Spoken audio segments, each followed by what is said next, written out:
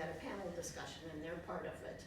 And Nicola cooked a meal. It was one of the best chilies I've ever had. So their chili recipe is there, cornbread, and anyway. So I thought, let's try and have them here and learning about what we might do differently, like they say, to save our environment. So, great. Yep. I got it. All right. Thank you, Susan. We are so excited to be here. We've given this talk now to, with all of you, like 1,001 through 1,020 people. So we're super excited and honored to see you. We'll introduce ourselves in just a minute, but I just want to kick off with a couple of things. So as Susan mentioned, this talk is about how we can't solve the climate crisis without changing how we eat. But the way I'd like to kick off is with a challenge question, just to get people thinking a little bit.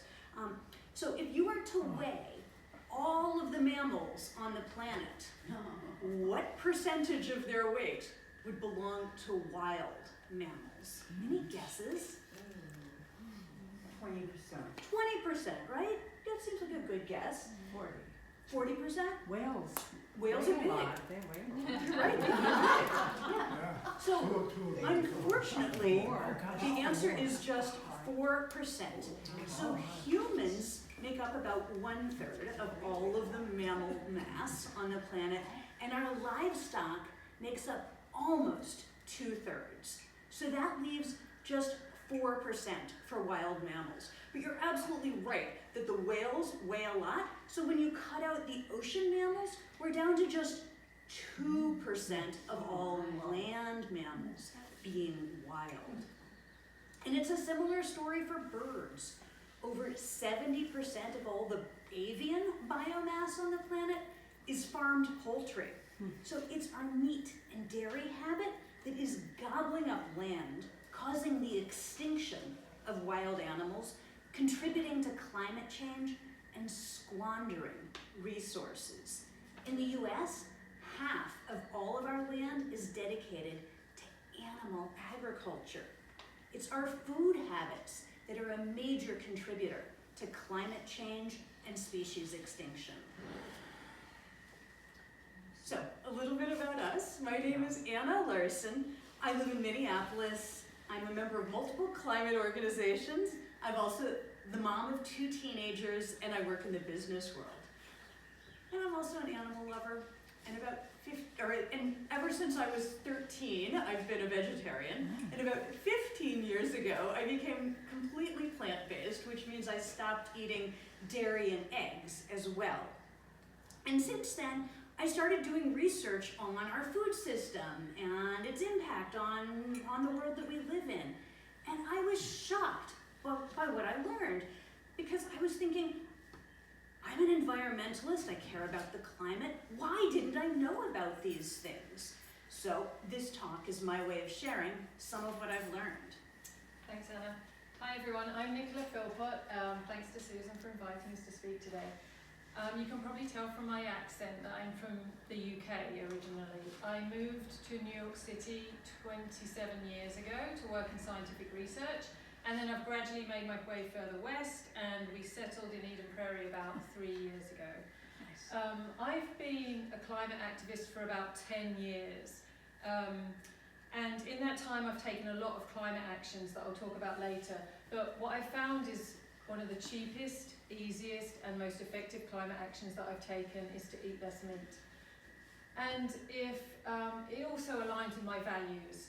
When I found out that it takes 4 times as much land to feed a person that eats meat versus a person that eats only plants, it was pretty clear that I should transition to plant-rich eating. And if many of us made that switch away from animal products towards more plants, it would free up a lot of land. We'd be able to plant more trees, reforest, rewild, and increase our biodiversity.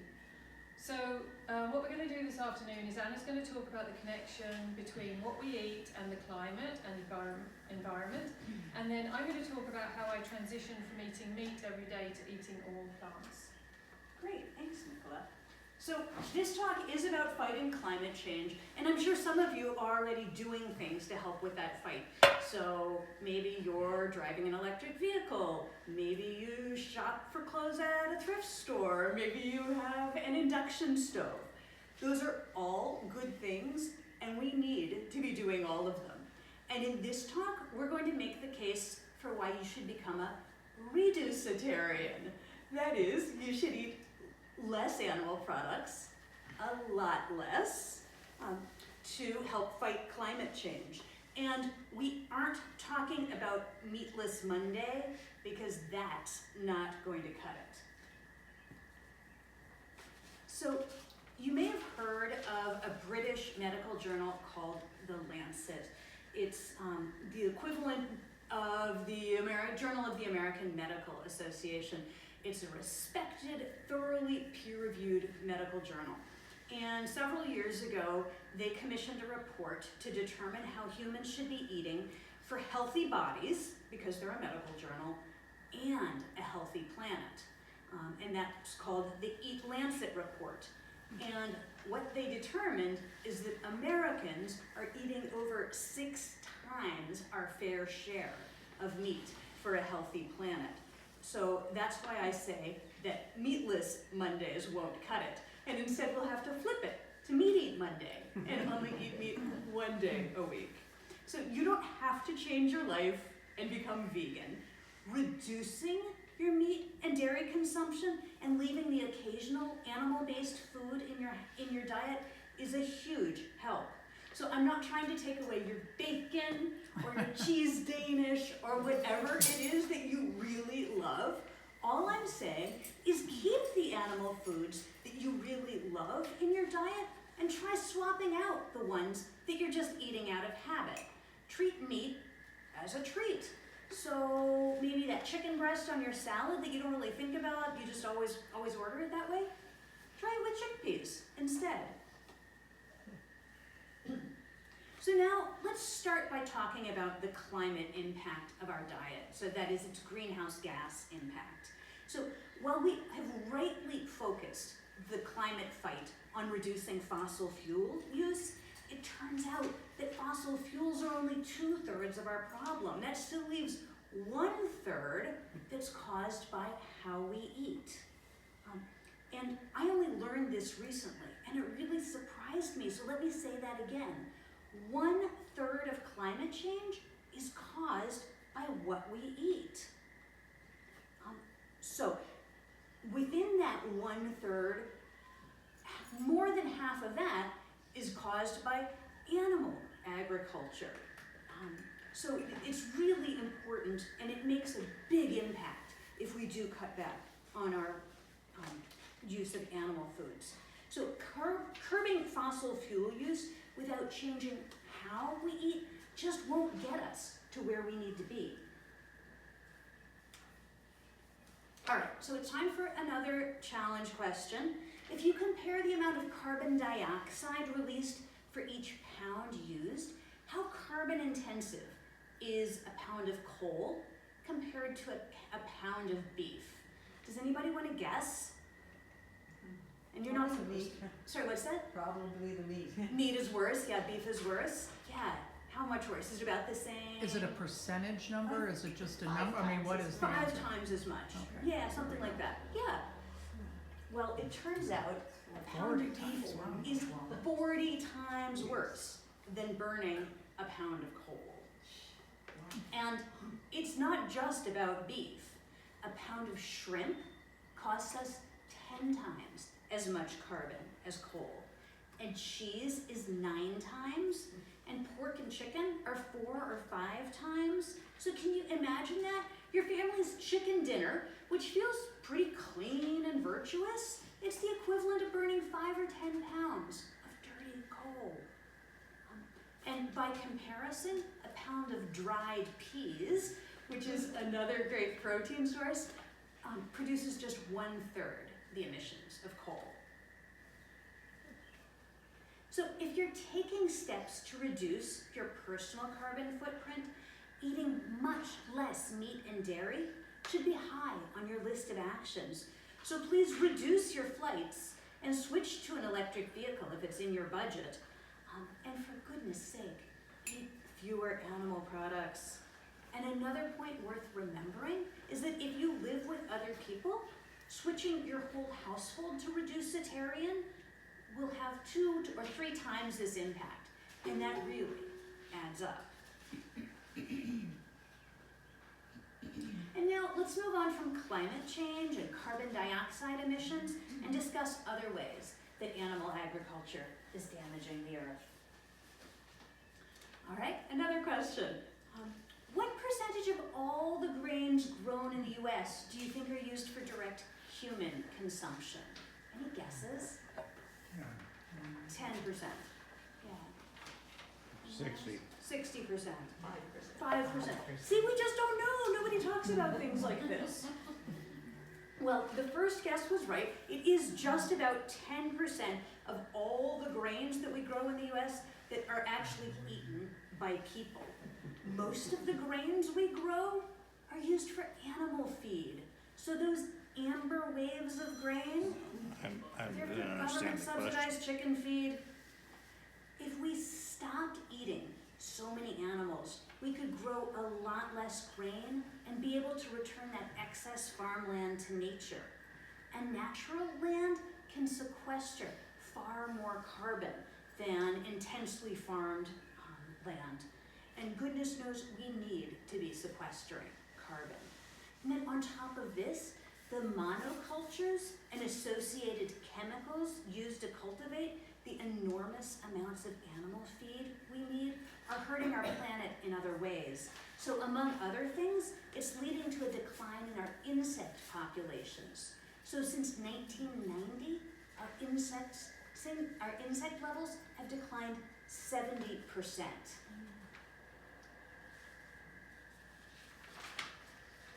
And now let's talk about deforestation. So you won't be surprised to learn that cattle ranching is the biggest cause of deforestation in the Amazon. 75% of Brazil's deforestation is caused by cattle ranching. And this meat gets exported all over the world. But in the US, big agriculture has made it illegal to require a country of origin label on meat, so you won't know if you're buying meat from deforested land. But in the US, we import over 1 billion pounds of beef annually from Brazil. So chances are good that if you know someone who eats beef, you know someone who's contributed to the destruction of the Amazon. And when we cut down those trees, we aren't just hurting our climate, we're also risking the extinction of thousands of animal species. All right, there are 2 challenge questions left, so you can take a deep breath, and you're not supposed to know the answer. So let's talk about water usage. Beef uses a lot of water. How many daily showers would equal 1/4 pound hamburger? Any guesses? 100. 100, right? That seems like a good guess. Thank you. Fortunately, it's not quite that bad, but it's still pretty bad. You could shower every day for 6 weeks to equal the water that's needed to produce a 1/4 pound hamburger. And that's not even a big hamburger by American standards. Make it a double, add a couple of slices of cheese, put a little special sauce on there, and you're approaching 6 months of showers. And I should point out, it's not that farm animals are incredibly thirsty. Instead, a lot of the water that's used to raise cattle is actually used for the feed crops. So you can see, like in this picture, a lot of times that the feed crops are raised in areas that need to be heavily irrigated, and that's where a lot of the water goes. Half of all of the water that's used to support an American's lifestyle is used for meat and dairy. All right, so now let's zoom into what's going on in Minnesota to talk about water pollution, or water pollution, as I like to call it. So in Minnesota, we have about 5 million people and 50 million farm animals, And those animals are mostly in CAFOs, or confined animal feeding operations. Those are intensive factory farms.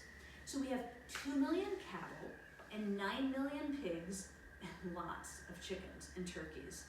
And a cow makes 25 times the waste of a human. And a pig makes 10 times the waste of a human. In Minnesota, our farm animals create as much waste as almost 100 million people. And have you ever heard of a sewer for animal waste?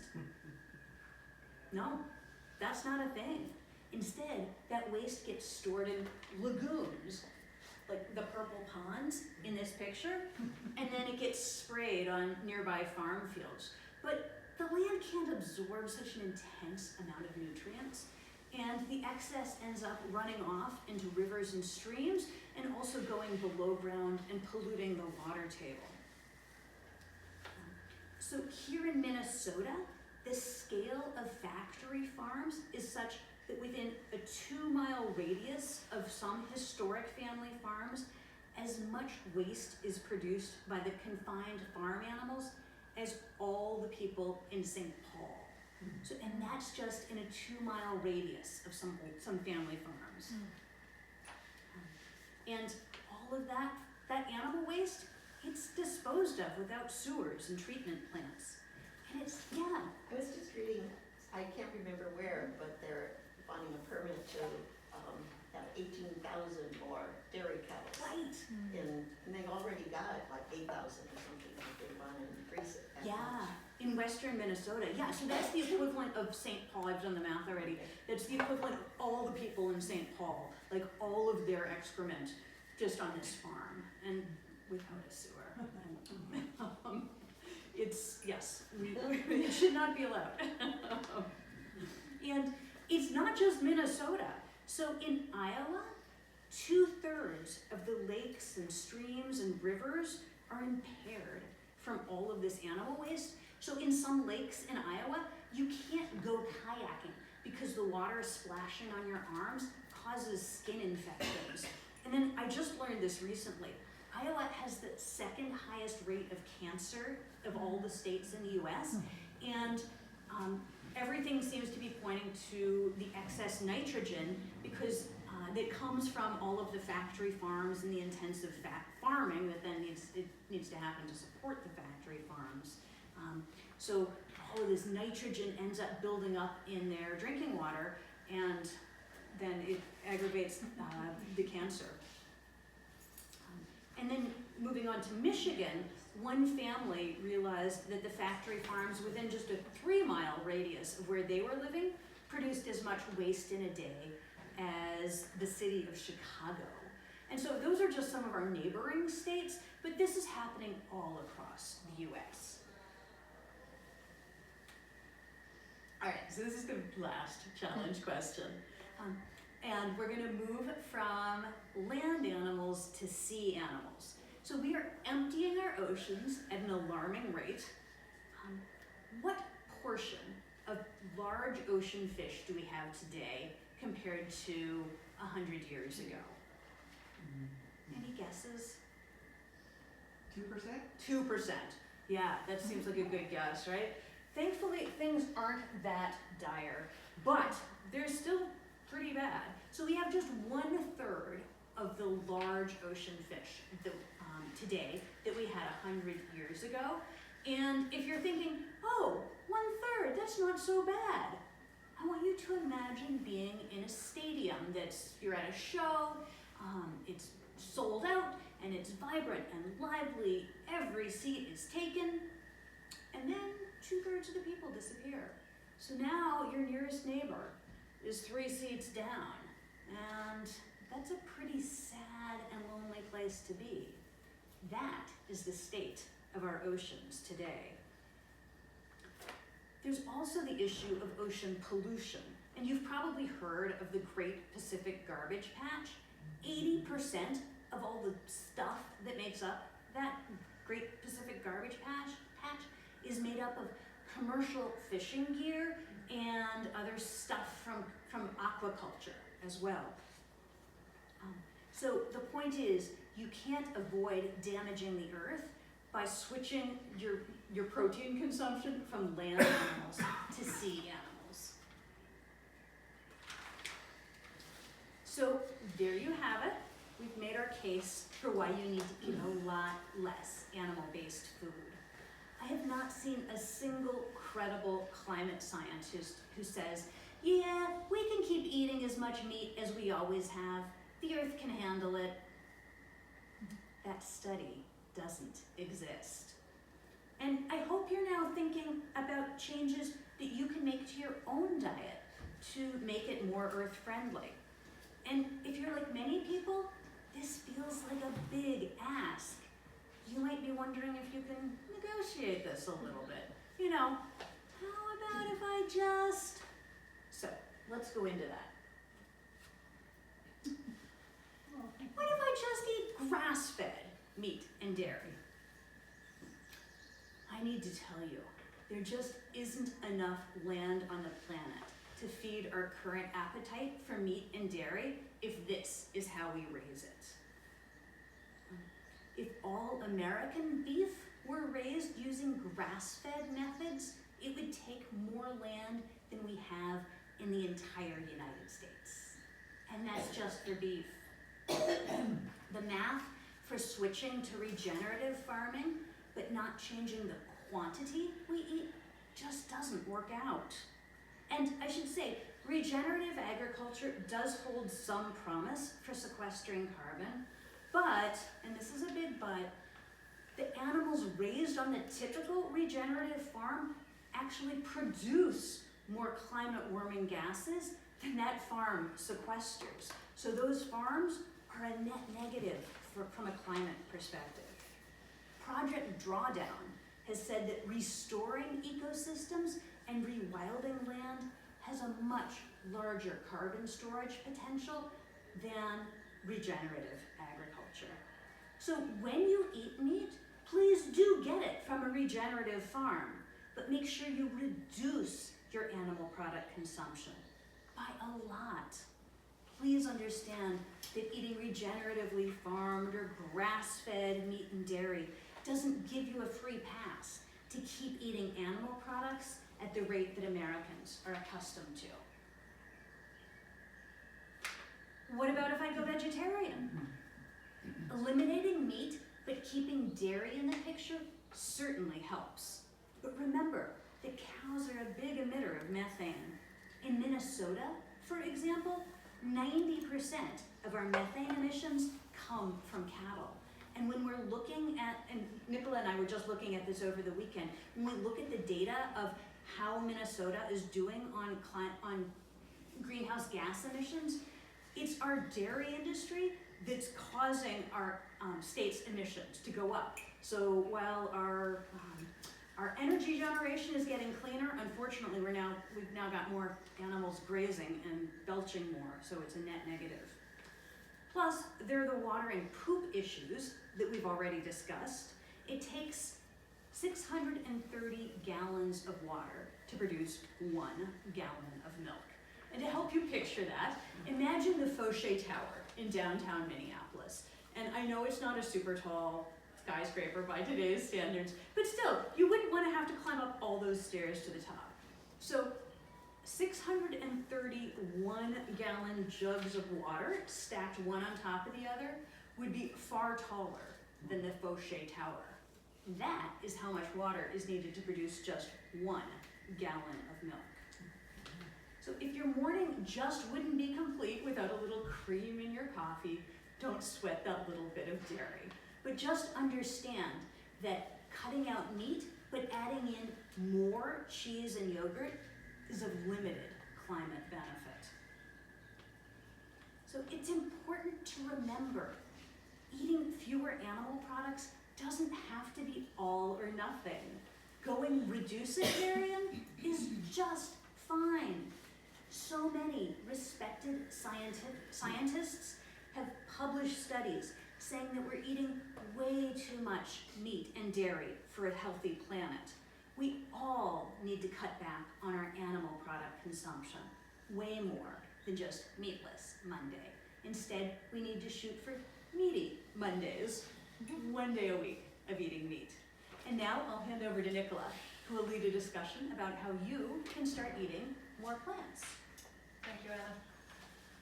So when I first became alarmed about the climate crisis, I went out and I bought a share in my local community solar garden. And that provides all the electricity for my home. And then I went to DC to advocate for effective climate legislation. And I also organised a solar array at my kids' elementary school. And I went vegan. And then since then I've bought an electric vehicle, an induction stove and a heat pump to heat and cool my home. And we should all do as many of these things as we can. But the cheapest, easiest, and one of the most effective climate actions that I've found is to eat less meat. So, despite what Anna said, I did start with meatless Mondays. And I looked at the food that I was already making and made some simple switches. So one of those things was a chicken curry. And instead of making it with chicken, I continued to make it with chickpeas or tofu or vegetables instead. And that was so straightforward that every Monday night we're having some kind of a chickpea curry. It increased and evolved to also include a mixed bean chili on Thursdays and a tofu or a vegetable stir fry on Saturdays. And so with these three simple switches, my family have halved the amount of meat that we're eating. Because I make a lot of food, I freeze some down, we eat some the next day. But we don't live in isolation. We have family and friends that come over for dinner. In the summer, they'll come over for a grill out, and we all make things like Impossible burgers, Beyond sausages, lots of grilled vegetables, potato salad, fruit salad, this usual kind of stuff. But everything is plant-based, and everyone really likes the food, even the carnivores in my family. Also, so my kids are teenagers now, and teenagers famously eat a lot. So it's really important that I make food that they really like. So I make things like vegan shepherd's pie, lentil sloppy joes, vegan lasagna. I've got a vegan Wellington recipe, black bean burritos, curried tofu, things like that, minestrone. And so I brought some of those recipes along today. So you're welcome to take as many as you want, or you can photograph them and keep them on your phone. I also included the recipe book or the website where I got those recipes, so you can explore yourself, look at those websites and find your own favourites.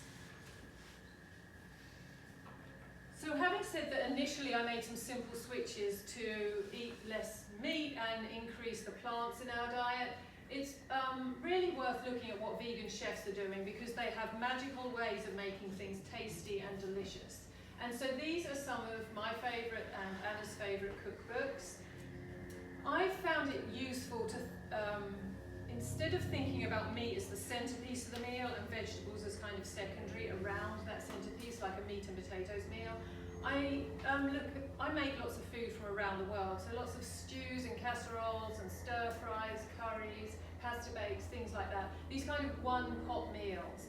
And those kinds of meals, sometimes they don't contain any meat in the first place, but if they do, it's very easy to remove that meat and switch it for some sort of a legume. It can be a fake meat product that you can get in the store right now, or just beans or peas or tofu, seitan, things like that. And you can do so without sacrificing any of the flavour. So speaking about these meat alternatives, like either the fake meats or just legumes like lentils, peas, beans, tofu, things like that, they're meat alternatives because they're high in protein. But it turns out we don't need a lot of protein for a healthy diet. We just need 0.36 grams per pound of our body weight. So that's about 50 grams or 2 ounces of protein per day. It's really not very much. And the amount of protein that I eat and that my kids eat isn't something I worry about, because I know that there's protein in all the plants that we eat. And as long as we're eating a variety of fruits, vegetables and grains, we're getting all the amino acids that we need for a healthy diet. Something we might all want to think a little bit more about is the amount of fibre that we're eating, because more than 90% of us aren't eating enough fibre for a healthy diet. And fibre is only in plants, it's not in any animal product. So if we want to increase the fibre, we've got to eat more veg. So my reason for transitioning to plant-rich eating has changed over time. It started off being about the environment and climate, and then it became more about ethical and social justice reasons. And then a couple of years ago, my dad was diagnosed with cardiovascular disease. And so now I'm really enthusiastic about the health benefits. And it's really reassuring for me to know that there is no cholesterol in plants. Cholesterol is made in the liver of animals. So we're all making cholesterol. But it's reassuring to know that I can eat as many plants as I want and I will not be consuming any more cholesterol. Okay, so I want to talk about community because it's much easier to make changes in your life if you're surrounded by people that are doing the same thing or that have done it before. And so when I moved here 3 years ago, I started organising monthly potlucks at my local brewery. And that brewery is Unmapped Brewing Company in Minnetonka. It's not too far away. And you're all welcome to attend. The next one is June 11th, 6:30 p.m. I actually reserved the whole of Base Camp Coffee Shop next door to the brewery. That coffee shop is closed in the evenings. So you enter through the brewery and then everyone brings a dish of food. The food is all plant-based. But if you're new to plant-based eating or you're curious about it, it's a great opportunity for you to come along and try some plant-based food. You do not have to be vegan to come along, but all the food is plant-based. And it's a very relaxed, sociable environment. You can get a drink if you want. So the next ones are June 11th and July 16th. I also want to suggest that you organise your own plant-based potlucks here. Maybe once or twice, once every month or once every couple of months, you get together, you share some food that you've liked, you share some recipes, and build your own community around plant-based eating. Okay, so a couple of years ago, I set up a collaboration with Simpson Housing Services in Minneapolis, and Simpsons is a shelter for people experiencing homelessness. And every month we go there and we make a plant-based meal. And this program has become so popular that it's expanded from once a month to now 3 times a month. And actually the resident chef there understands the connection between food and climate, and so she has designated all Friday lunchtimes completely plant-based, even when we're not there to cook them. And so the people that come along to help in the kitchen, they're not just vegans. There are environmentalists that are curious to learn more about plant-based cooking. There are students that want some volunteer hours, and there are people that just love cooking. So if you'd like to come along and help us in the kitchen, we're there most Fridays. Just let me know. You can get my email at the end of the presentation or just chat to me afterwards. So what you find when you're cooking for a lot of people, these lunches are for about 40 people, is that there are lots of dietary issues, dietary allergies, intolerances and preferences. And so you have a choice. You can make lots of different meals for lots of different dietary issues, or you can make a universal meal that universal meal that everyone can eat is always plant-based. I should say that when you come and cook in the kitchen, you serve the food and then you can sit down and eat the food along with the guests. So that's a bonus. It's all about building community. This is my last slide, so I want to talk about empowering youth. So according to Project Drawdown, one of the most effective climate actions that we can take is transition to plant-rich eating. And many young people, including my teenagers, are enthusiastic to do this. They can't afford an electric vehicle. They don't have a house to put solar panels on. And so plant-rich eating is one of the things that they can do to fight climate change. It's really important to me as the parent of teenagers that we encourage our youth to take these climate actions. And it's important to me as a climate activist that we support the youth that are taking climate action, because if they have a positive experience with their first climate action, then hopefully they will take more climate action in the future. Okay, now I'm going to hand back to Anna, and she's going to talk about how you can be an ally. Great, thank you, Nicola. So this isn't just about you and your personal consumption. We need to rapidly transition to a world where eating meat and dairy 2 or 3 times a day is not the norm. So here are some things you can do beyond your own kitchen. Talk to people about why you're reducing your consumption of animal products. Share some of the information from this presentation that you found compelling. Just like other aspects of fighting climate change or social justice, talking to others about the problems in our world and the things that we can do to help brings them into public consciousness and opens the door for change to occur. Let your elected representatives know that this issue matters to you and lend your voice to the campaigns of others. So speak up about that giant dairy farm in western Minnesota. Let our elected representatives know that you're not okay with that. Big agriculture receives billions in subsidies each year, and you can bet that they're fighting hard to keep that government money flowing. So sign those petitions and write those letters. Support plant-based initiatives for school lunches, for hospital meals, in your church or your office. You don't have to do it all, but advocate in the places that matter to you, and then support others who are leading the charge elsewhere. And finally, order plant-based menu options when you go out to restaurants. Restaurants and our dining companions need to know about the choices we're making and why.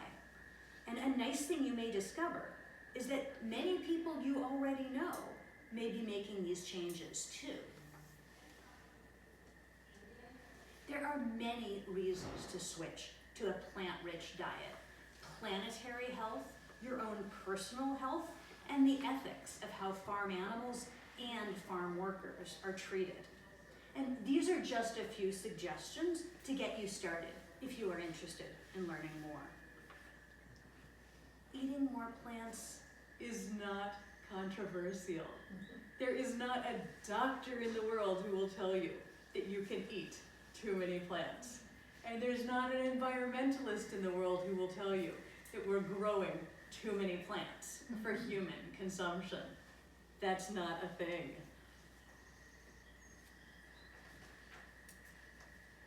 So the next time you're planning your dinner or you're at the grocery store shopping for the week, I challenge you to include some meatless, fully plant-based meals in your plan.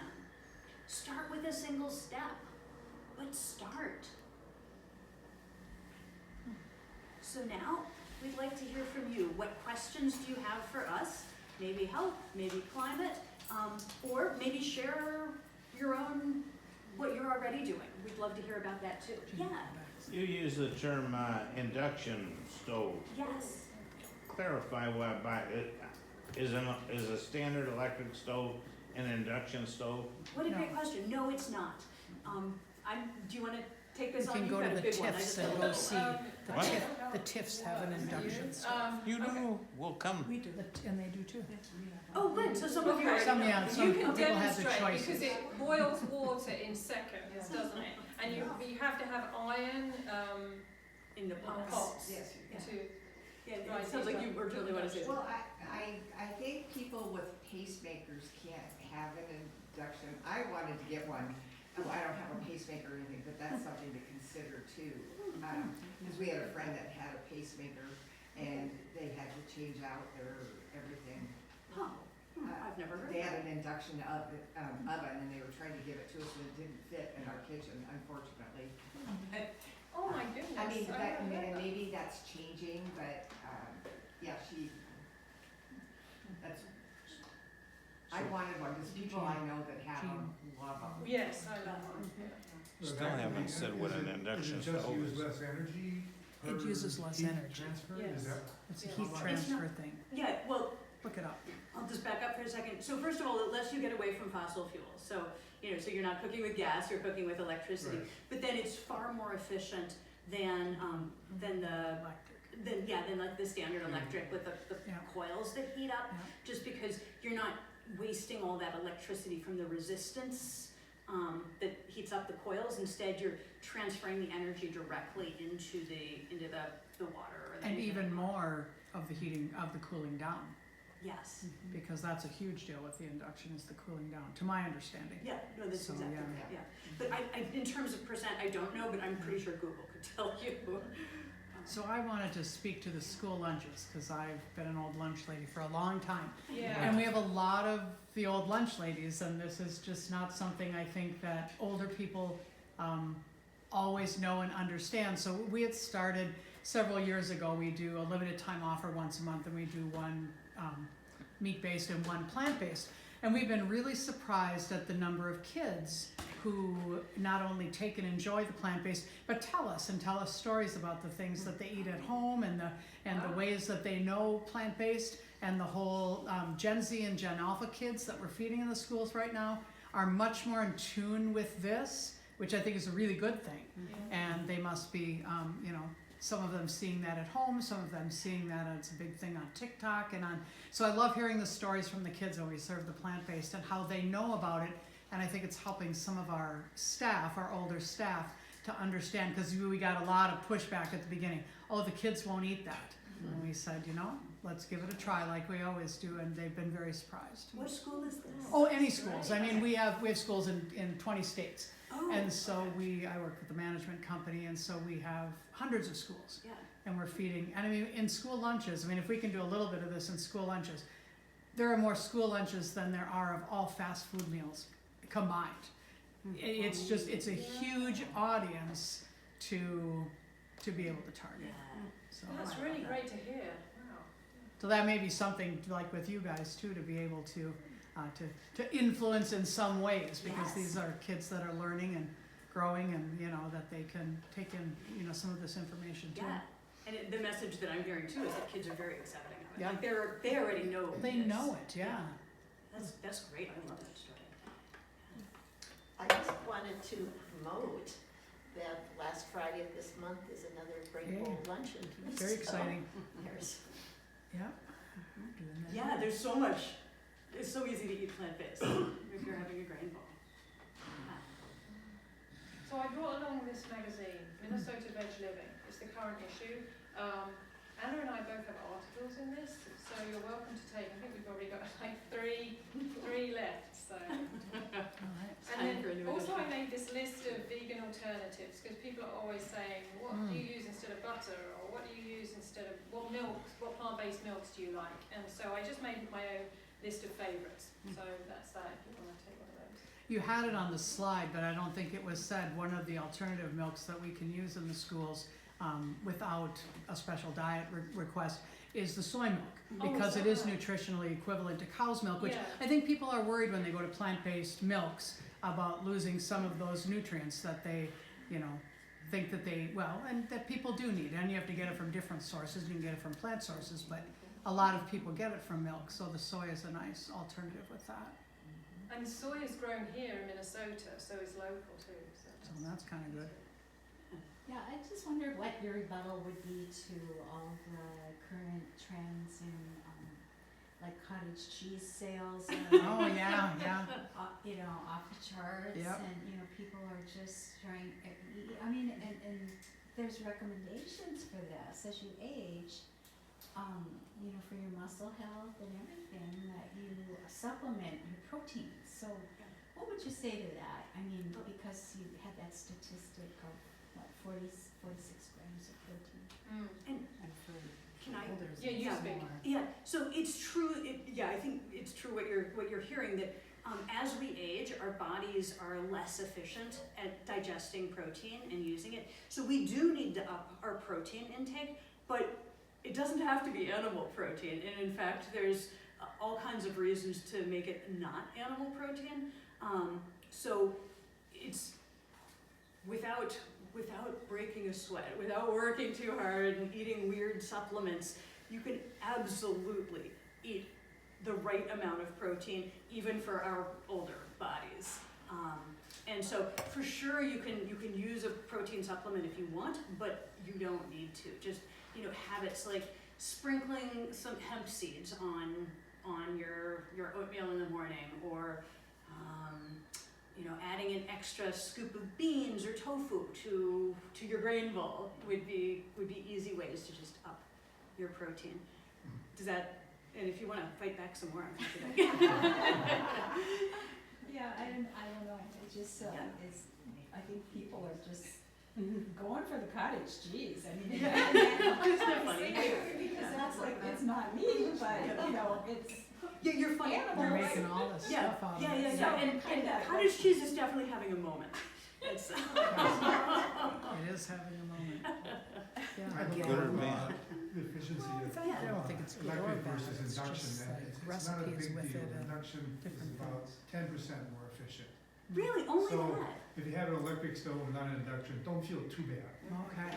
Oh, that's super interesting to know, I didn't realize it was such Yeah, a it small is, I mean, difference. it's much better than, The issue is the people who have used gas stoves want that quickness yeah. that you can Ah, get with yes. induction. Yes. And so if you're trying to get people off using fossil fuels and using That works electric, better. but then you have to make sure that you're making your electricity in a good way too. Yes. Thank you, that's a great point. Yeah. I was going to just comment, while you were speaking, I was trying to have the vision of, okay, well, how can this work worldwide and reduce or create the solutions quick enough Mhm. for solutions to all these different issues? So do either of you have a vision? I mean, because you've presented that, so to speak, but I still am like, Yeah, but how do we do it? yeah, exactly, Yeah, exactly. you know, I don't have all the answers, I always have Oh, thoughts. well, my immediate thought is to reduce the subsidies that we're giving to factory farms, that would be a start, and give it to small farms instead. What do you Yeah, no, I think that's absolutely right. Frankly, we spend far too much cropland growing corn for ethanol too, which we also don't need, and that's another subsidized crop, and it can go to ethanol, it can go to animal feed. The subsidies, so you as a school lunch person knows that, a lot of the food that we feed to our kids, it's kind of the surplus, it's surplus food, but it's maybe not the healthiest food. So I think prioritizing for our children and for other people who are receiving food aid, prioritizing health over calories would be another way to do that. It just seems bigger than Yeah. I can, Yeah, Me too. it's a bigger problem yeah, yeah. than anybody's maybe addressing in a way that looks like a solution Yeah. fully. Yeah, and I think there's not one silver bullet solution. Yeah. It's a patchwork of lots Yeah. of different things. So Nicola's absolutely right that reducing the subsidies, eliminating the subsidies for meat and dairy would be good. I think there's specific farm policies that put all kinds of marginal land into use that shouldn't be. That would be a way to, without dramatically changing our actual output, it would allow us to transition some of these lands back to more natural states. And those are just a couple of things, but smarter people than me have thought through this more. But also people are doing this around the world. We're not the only people Yeah. right here in Minnesota doing it. I mean, Yeah. there is a move towards plant-based eating throughout the world. So, we don't need to feel like we're the only people doing it. That's right. And actually, that reminds me, we were at a talk and somebody was telling us in New Zealand, they eliminated all animal product subsidies. And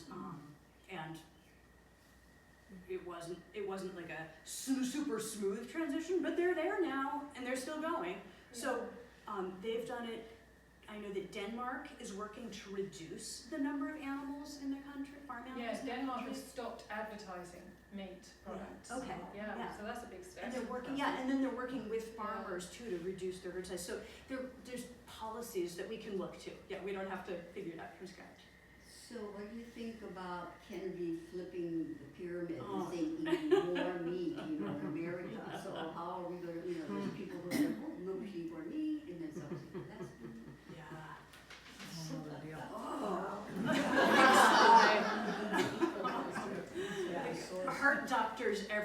everywhere are going, oh no, more saturated fat is not what we need. Yeah. The word lives. Right? You're a mess. All right, the question is purely In his brain. curiosity, but I'd like each of you to answer. When was the last time you had a steak? Steak. 50 years ago? I don't know. 2 years ago? No, 50 years ago. 50. Like, I've been a vegetarian since I was a kid. Oh, well, I just wondered, how I may about have you? had it 15 years ago. Hmm. Yeah. How about you? Yesterday. And tonight. I'll tell you that there's some great alternatives. I don't know if it's still in the stores, but there was a product called Meaty.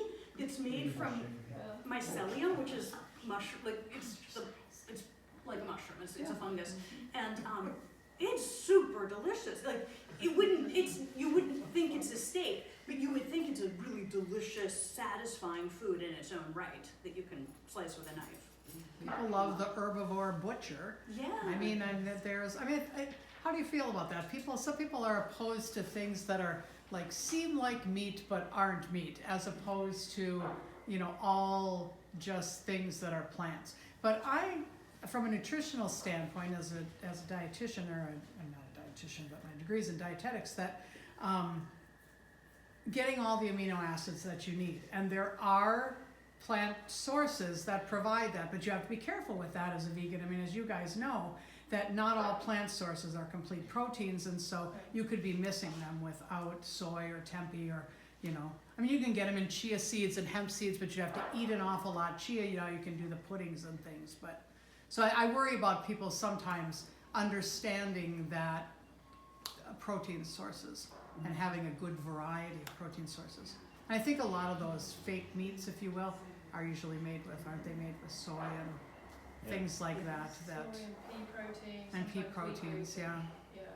so. Have you ever heard of Worthington Foods in Columbus, Ohio? Mm-mm. There it is right there. They've been manufacturing a artificial vegetarian chicken product Oh, yeah. since I was in college. Oh, interesting. Oh, wow. So they're really A long That time was a ago. long time ago.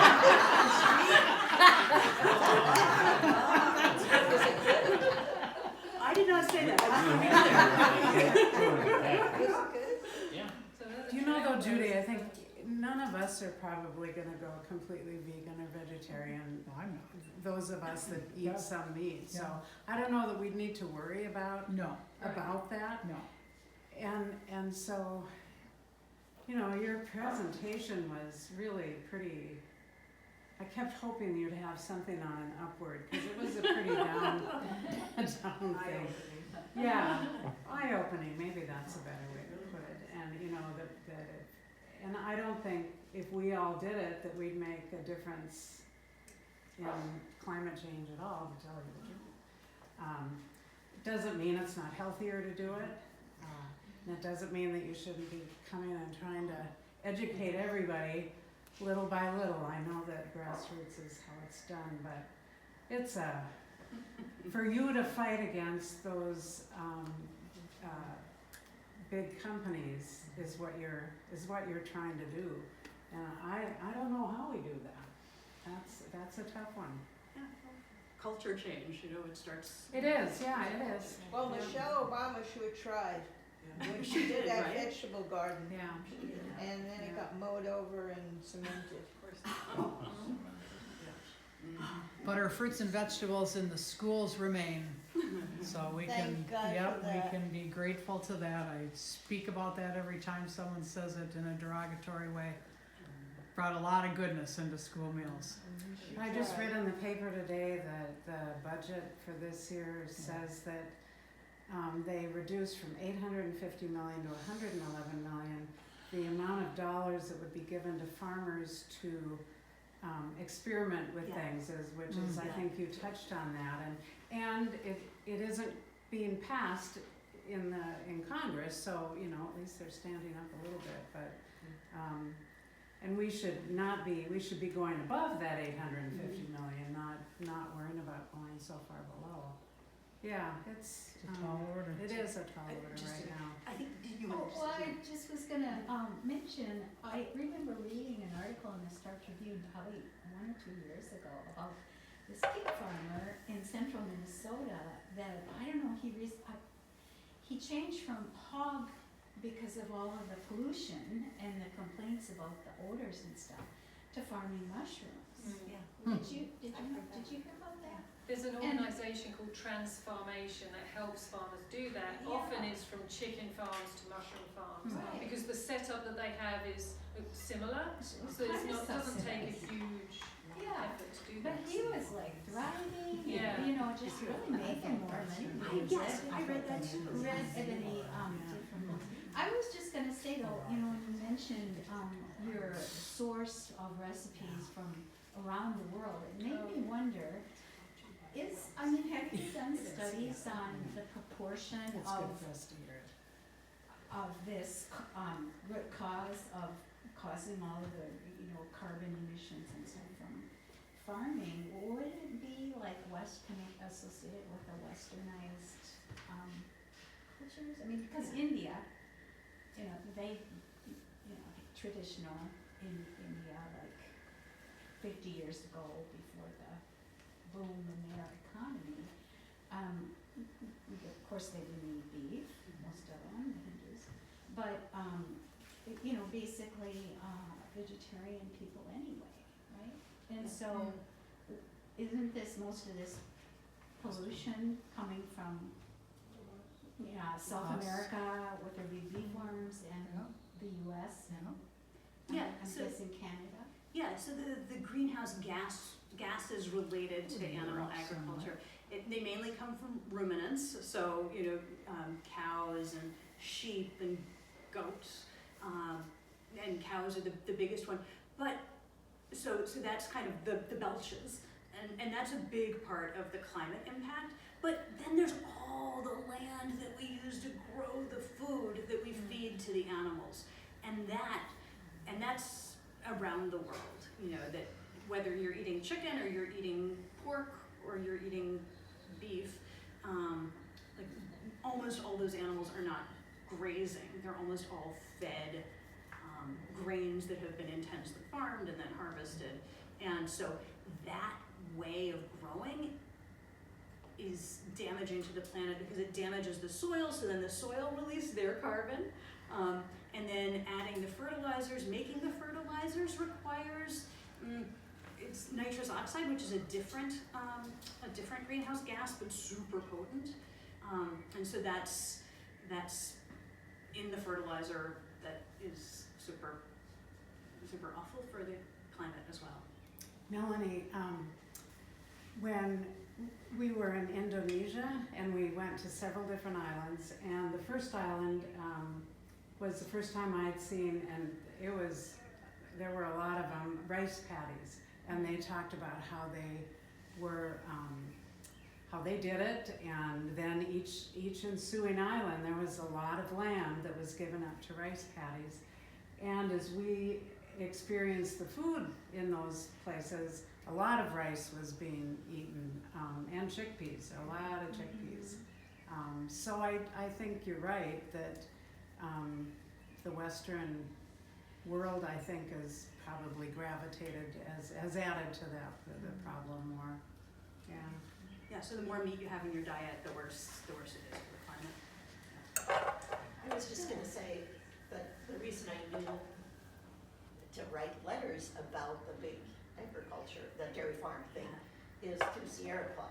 Because both of you mentioned that you volunteer, so I think paying attention to things that are happening, that you can write your, legislatures, particularly Minnesota, I think it probably has a bigger impact than writing nationally. But, and then the other thing that I read, and I don't remember any of the numbers, but a study where foods now have less nutrition in them than they had 30 years ago. So they study an individual carrot or something like that, and they're 29% less nutritious than they were because the soils are so depleted.